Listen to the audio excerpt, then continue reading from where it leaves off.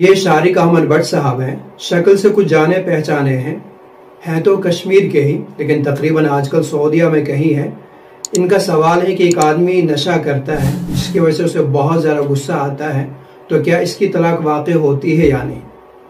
دیکھیے، جو آدمی نشہ کرتا ہے اس کی طلاق کی دو حالتیں ہیں۔ ایک تو یہ کہ آدمی نشے کا عادی ہے جس کی وجہ سے اس کے مزاج میں تیزی آئی ہے، تلخی آئی ہے، بہت زیادہ غصہ آتا ہے، لیکن جس وقت اس نے طلاق دی ہے اس وقت یہ نشے میں نہیں، ہوش و حواس میں ہے، صرف غصے میں ہے۔ اور غصے کی بھی وہی حد، جیسا کہ اس سے پہلے میں نے ایک ویڈیو میں کہا بھی تھا کہ عامتاً جو حد پائی جاتی ہے اس میں انسان کہیں نہ کہیں ہوش و حواس میں ہی ہوتا ہے، وہ صرف غصہ ہوتا ہے، وہ جنون کی حد تک والا غصہ نہیں۔ تو اگر یہ نشے میں نہیں ہے، صرف غصے میں ہے، تو پھر اس کی طلاق واقع ہو جائے گی۔ دوسری حالت یہ ہے کہ جس وقت یہ طلاق دے رہا ہے اس وقت یہ نشے ہی میں ہے، ہوش و حواس میں نہیں، یعنی جو طلاق نشے کی حالت میں دے دی جائے۔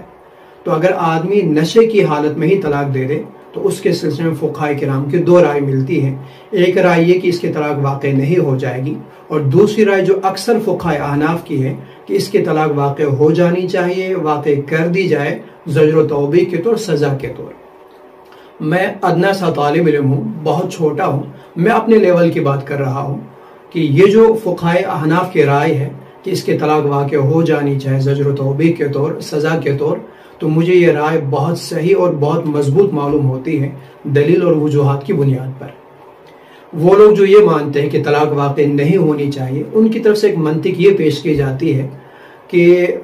شراب مرد نے پی ہے تو جرم اس کا ہے، عورت کا کیا قصور کہ اس سے طلاق واقع ہو رہی ہے۔ تو دیکھیں، اگر یہی منطق ہمیں رکھنی ہے، اگر یہی معیار مانا جائے، پیمانہ رکھا جائے مجرم کی سزا کے سلسلے میں، تو پھر دنیا کا کوئی بھی قانون، چاہے وہ شرعی ہو یا ملکی ہو، کسی بھی مجرم کو کسی بھی جرم پر پھر کبھی سزا لگ ہی نہیں سکتی ہے۔ اس لیے کہ کوئی بھی مجرم ہے اس کے ساتھ کوئی نہ کوئی آدمی وابستہ ہوتا ہی ہے، اس کے کچھ نہ کچھ متعلقین ہوتے ہی ہیں۔ جب بھی یہ جرم کرے، اگر اس سے سزا دے دی جائے تو اس کا اثر سیدھے سے دوسرے لوگوں پہ بھی پڑتا ہے۔ تو اگر یہی پیمانہ ہم رکھیں گے تو پھر تو کبھی مجرم کو سزا لگ ہی نہیں سکتی، پھر تو دنیا جرائم سے بھر جائے گی، فساد سے بھر جائے گی۔ میں آپ کو اس کی چند مثالیں بتا دوں۔ پہلی مثال لے لیجئے کہ ایک آدمی، اس کے بوڑھے والدین ہیں، یہ تنہا ان کا کفیل ہے، یہ چوری کرتا ہے، شریعت نے اس کا ہاتھ کاٹنے کے لیے کہا، تو اب دیکھیے یہ معذور ہو گیا، تو سزا تو اس سے ملی ہے، لیکن اس کی سزا کے ساتھ ساتھ جو اس کے والدین ہیں سیدھا اثر ان پہ بھی پڑا، بلکہ ان پہ ڈبل پڑا۔ ایک تو جذباتی اعتبار سے کہ ان کا بیٹا چور کہلائے گا، اور دوسرا وہ جو ذریعہ معاش تھا، وہ جو کفیل تھا ان کا، سیدھے وہ ختم ہو گیا، وہ سہارا ان کا کم ہو گیا۔ اسی طرح دوسری مثال لے لیجئے، ایک آدمی ہے، اس کے بوڑھے والدین بھی ہیں اور بیوی بچے بھی ہیں،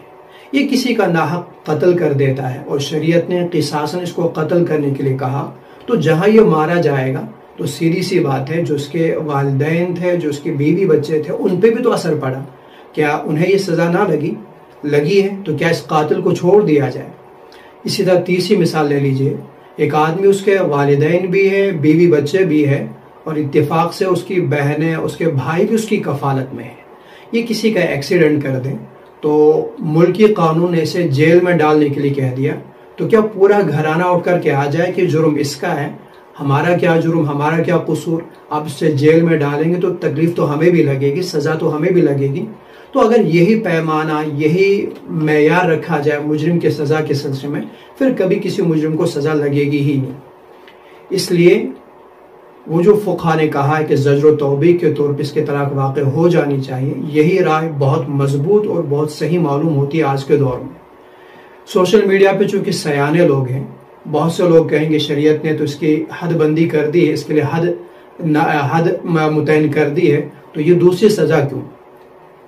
تو یاد رکھیں، آپ جو حضرات کتابوں کو پڑھتے ہیں وہ آپ دیکھیں کتاب الحدود میں شریعت نے زانی کے لیے جہاں کوڑوں کی سزا، وہیں تغریب عام، جلا وطنی کی سزا بھی بتائی ہے۔ بلکہ احادیث میں حدود کے ساتھ ساتھ وقت کے جو خلیفہ ہو ان کی ثوابدید کے اعتبار سے مجرم کو حد کے ساتھ ساتھ تعزیر کرنے کی بھی گنجائش رکھی ہے، تو یہ تعزیراً مانا جا سکتا ہے۔ اور پھر دوسری بات یہ کہ آج کے دور میں اسلامی حکومت تو ہے نہیں کہ جو اس شرابی پر حد لگا لی جائے۔ اب جب اس پہ حد نہیں لگ رہی ہے، اب اگر یہ سزا بھی نہ دی جائے تو جس طرح کی اب کی دنیا، پوری دنیا اور خاص کر ہمارا کشمیر، لڑکے تو لڑکے، لڑکیاں بھی نشے میں ڈوبے ہیں۔ اب اگر ان کو یہ سزا نہ دی جائے، حد تو ویسے بھی نہیں لگ رہی ہے، اگر یہ سزا بھی نہ دی جائے پھر تو پورا فساد ہی ہو جائے گا، تباہی مچ جائے گی۔ اسی بنا پہ شاید اب قانون میں بھی آپ دیکھیں تبدیلی ہو رہی ہے۔ پہلے نشہ والوں کو ہی لیا جاتا، انہیں بند کر دیا جاتا، لیکن شاید ابھی جو سننے میں آیا ہے کہ اب تو ان کی پراپرٹی کو بھی سیل کیا جاتا ہے۔ تو دیکھیے اس کا سیدھا اثر اس کے بال بچوں پہ بھی پڑ رہا ہے۔ لیکن اگر یہی سوچا جائے تو پھر کوئی مجرم آج کے دور میں